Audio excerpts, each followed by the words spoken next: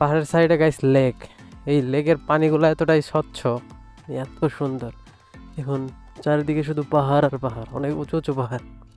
যেই পাহাড়ে আসার ইচ্ছা আমার অনেক আগে থেকে।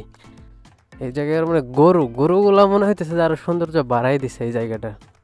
এরে লেকটা তো দারুণ। আর এই জায়গার গাছগুলো এত সুন্দর, কি আর বলবো।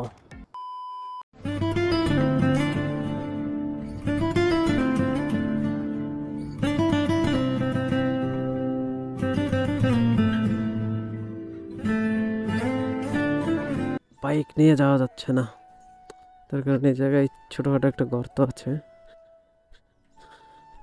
বাইক এখানে থাক।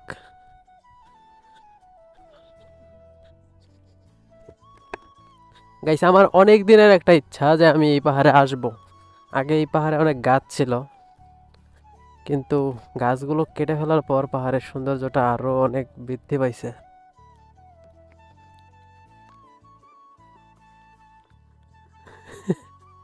ও, এখন চারিদিকে শুধু পাহাড় আর পাহাড়, অনেক উঁচু উঁচু পাহাড়। এটা আল্ট্রাওয়াইড ক্যামেরা তো, এই কারণে হয়তো বা আপনারা ভালোভাবে বুঝতে পারতেছেন না। দেখুন পরিবেশটা কত সুন্দর। এই জায়গার মানে গরুগুলা মনে হইতেছে যে আরো সৌন্দর্য বাড়াই দিছে এই জায়গাটা। গরু ঘাস খাইতেছে, খোলা একটা মাঠ তো নয়, পাহাড়ের মাঠ। তো এই সেই পাহাড়, যেই পাহাড়ে আসার ইচ্ছা আমার অনেক আগে থেকে। অবশেষে আমার মনের আশাটা পূরণ হইল, একদম হাঁপাই গেছি। ফুল গাছটা দেখ, অস্থির। এরে লেকটা তো দারুণ। রাস্তার সাইডে পাহাড়ের সাইডে গাইস লেক। এই লেকের পানিগুলো এতটাই স্বচ্ছ, কি আর বলবো। এত সুন্দর জায়গা গাইস, ঘরের মধ্যে বসে থাকলে এত সুন্দর জায়গাগুলো আপনারা দেখতে পারবেন না।